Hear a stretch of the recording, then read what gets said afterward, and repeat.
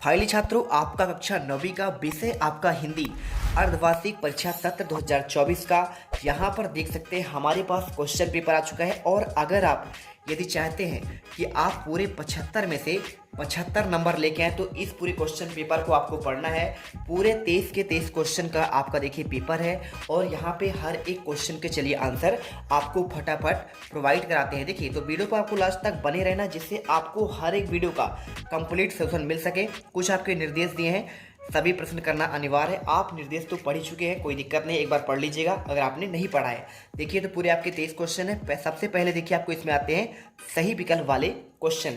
क्या लिखा है देखिए, पहला सही विकल्प का चयन कीजिए। आपके 6 नंबर के आपके इसमें ऑब्जेक्टिव क्वेश्चन होंगे। पहला क्वेश्चन दिया है वीर गाथा काल का श्रेष्ठ महाकाव्य का नाम है पद्मावत, पृथ्वीराज रासो, साकेत, आपका रामचरित। तो देखिए अगर मैं इसके आंसर की बात करूं, पृथ्वीराज आपका रासो करना है।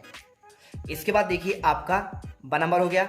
अगला देखते हैं सेकंड क्वेश्चन, कैदी और कोकिला रचना किसकी है? रामधारी सिंह दिनकर की, जयशंकर प्रसाद की, महादेव वर्मा की और माखनलाल चतुर्वेदी का। ठीक है, तो आपको देखिए अगर मैं आंसर की बात करूं तो आपका ये हो जाएगा डी नंबर, माखनलाल चतुर्वेदी। अगला देखते हैं देखिए तीसरा क्वेश्चन, काव्य के भेद माने जाते हैं 2, 3, 4 या फिर 6। तो तीसरे का देखिए आपको जो आंसर है आपका हो जाएगा, आपका 2 आंसर हो जाएगा। झूरी के साले का नाम क्या था? मोती, सुरेश, गया या फिर आपका हीरा। तो यहाँ पे देखिए प्यारे रसगुल्लो, आपका जो इसका आंसर होगा चौथी का आंसर आपको इसमें गया करना है। ठीक है, अगला देखते हैं देखिए क्या दिया गया है, थोड़ा सा जूम कर लेते हैं जिससे आपको क्लियर समझ में आए। देखिए आपका दिया है विचार विमय के माध्यम कहते हैं भाषा, शब्द, क्रिया और आपका वाक्य। तो देखिए अगर मैं 5वें के आंसर की बात करूं तो आपको यहाँ पे आपको निकल कर आंसर आएगा आपका भाषा। फाड़ेश्वर नाथ रेणु के प्रसिद्ध आंचलिक उपन्यास का नाम क्या है? जो फाड़ेश्वर नाथ रेणु है इनका आंचलिक उपन्यास कौन सा है? देहाती दुनिया, गोदान, मैला आंचल और आपका साकेत। तो देखिए आपको जो आंसर करना है इसमें मैला आंचल इनका जो है क्या है, ये आपका रचना हो जाएगा। अब आपको देखिए रिक्त स्थान की पूर्ति करना है। 6 नंबर की आपके क्वेश्चन है।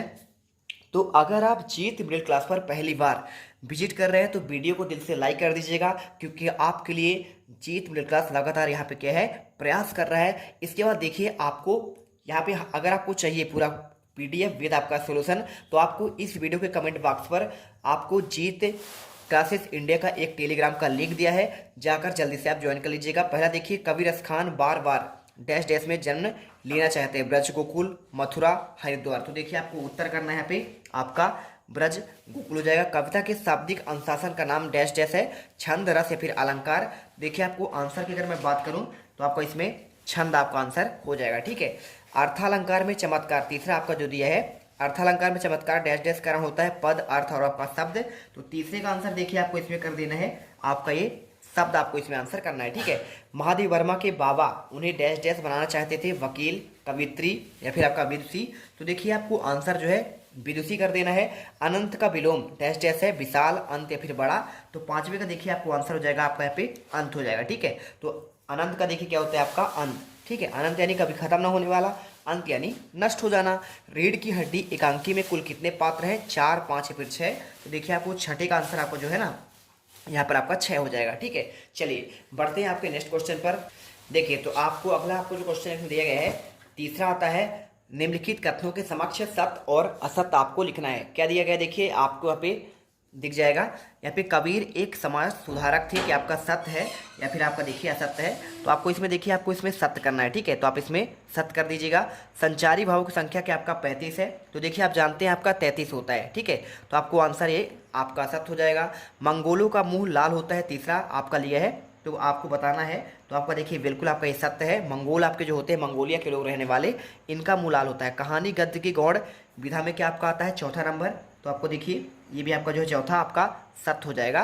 भूपति में क्या आपका ती उपसर्ग है? देखिए भू धन अति है ना। तो आपको देखिए अगर इसमें आप देखेंगे तो भूप धन अति है, लेकिन आपका ती दिया गया है तो ती तो आपका है नहीं, आपका ये असत्य हो जाएगा। ठीक है, इस प्रकार देखिए भूधन आपका देखिए आपका जो लिखा है ना इसमें उपसर्ग की बात कर रहा है। तो आपका देखिए उपसर्ग यानी क्या होता है? आपका जो है उपसर्ग किसी शब्द के प्रारंभ में जुड़ने वाले जिसके अर्थ में परिवर्तन हो। तो भूधन आपका आपत्ति होगा।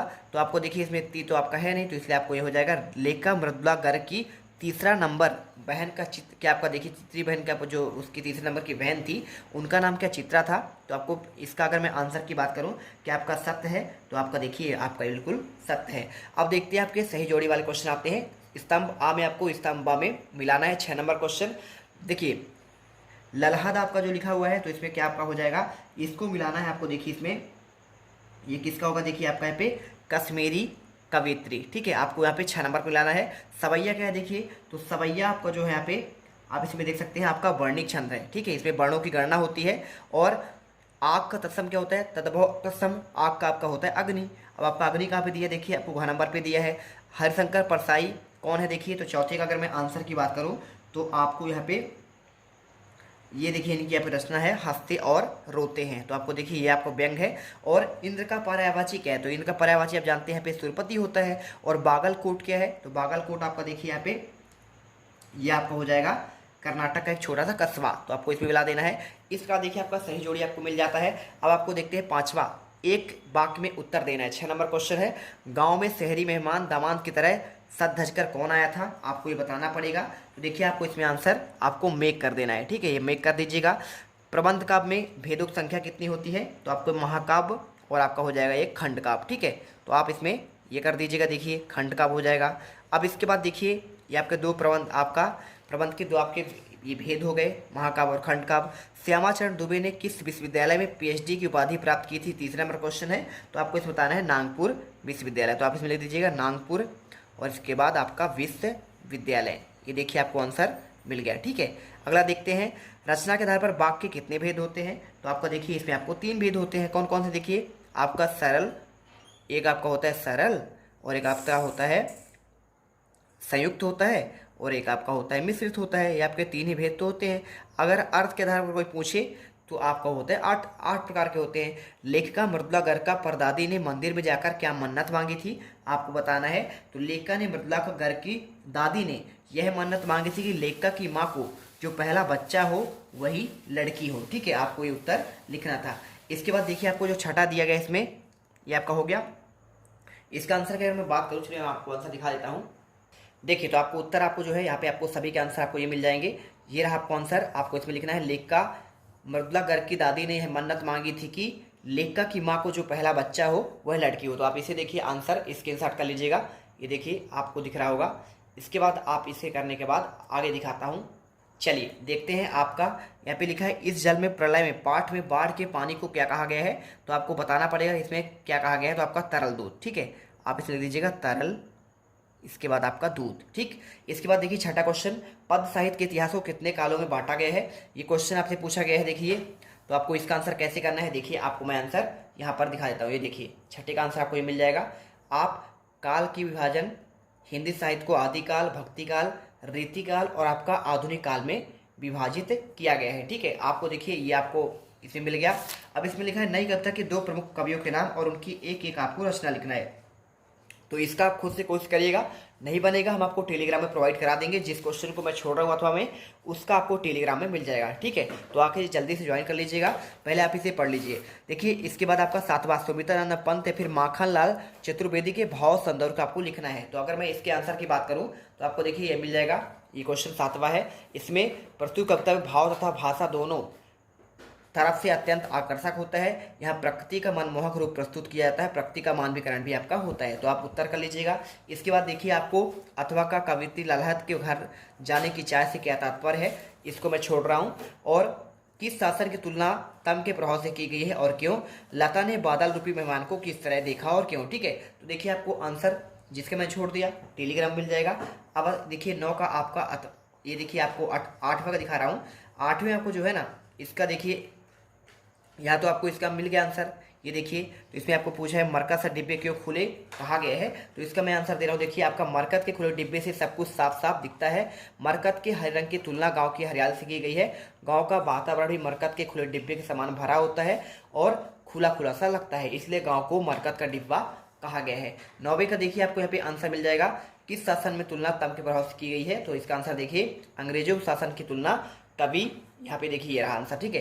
कभी ने अंधकार के प्रभाव से की गई है क्योंकि अंग्रेजी सरकार की कार्यप्रणाली में अंधकार की तरह काली थी और आपका देखिए पूरा आपको आंसर करना है, ठीक है, ये आपको मिलेगा। अब इसके बाद देखिए आपको जो नेक्स्ट क्वेश्चन है आपका 10वां, इसे पूछा गया है सवैया छंद की आपका परिभाषा पूछा गया है, या फिर आपका पंडित जगन्नाथ के अनुसार काव्य की परिभाषा बतानी है। तो अगर मैं इसके आंसर की बात करूं देखिए आपको मिल जाएगा, सवैया एक आपका छंद है, यह 4 चरणों में समापन होता है और वर्णिक वृत्तों में 22 से 26 अक्षर के चरण वाले आपके ये होते हैं। इसे देखिए पूरा आंसर कर लीजिएगा। और अगर आपने यहाँ पे आंसर करना देखा हो, आपका ये रहा आपका देखिए 7वें का आंसर, ठीक है।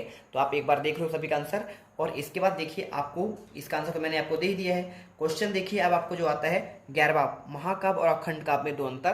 तो देखिए इसमें आपको पूछा गया है अंतर, तो देखिए आपको ये मिल जाएगा, महाकाव्य का कलेवर जो है आपका विस्तृत होता है, ठीक है, और खंड काव्य का आकार आपका सीमित होता है। महाकाव्य में जीवन का समग्र रूपेण आपका देखिए अंकन होता है, जबकि खंड काव्य में जीवन किसी एक भाग का यहाँ पे चित्रण होता है। महाकाव्य में श्रृंगार, वीर और शांत रस होते हैं, और जबकि खंड काव्य में अनेक रूप से आपके अग्रसर होते हैं। तो ये उत्तर कर लीजिएगा।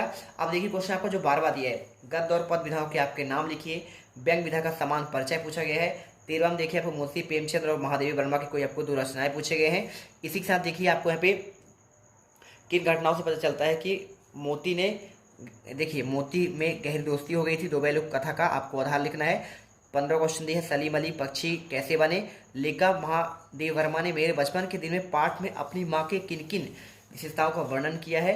मुहावरे का अर्थ पूछा है देखिए 16वें में 70 देखिए। तो ये आपके सभी क्वेश्चन जो है ना आपको मैं नेक्स्ट वीडियो में आपको प्रोवाइड कराऊंगा, ठीक है, क्योंकि वीडियो आपका लंबी हो रहा है। तो आपको जो है पूरे 23 के 23 क्वेश्चन के आपको जो आंसर है यहाँ पे आपको अगले वीडियो पर मिल जाएंगे। उसके लिए वेट करना, वीडियो को लाइक कर देना, चैनल को सब्सक्राइब करके बेल आइकन दबा लेना। जैसे वीडियो आए आपको नोटिफिकेशन मिल जाना चाहिए। बिल्कुल आपको टॉपर हम बना देंगे। मिलते हैं नेक्स्ट वीडियो पर। जय हिंद, जय भारत।